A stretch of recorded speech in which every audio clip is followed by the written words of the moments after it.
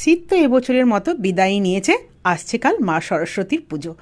এখন চলছে আমাদের টি ব্রেক, আর এই চা খাওয়ার পর্ব মিটে গেলে বেরোবো একটু মা সরস্বতীকে দেখতে। শুনছি অনেক প্যান্ডেলেই নাকি ঠাকুর রাখা হয়ে গেছে, সাজানোও হয়ে গেছে। তো চলো জলদি করে চা খেয়ে নিয়ে চলে যাই বাইরে।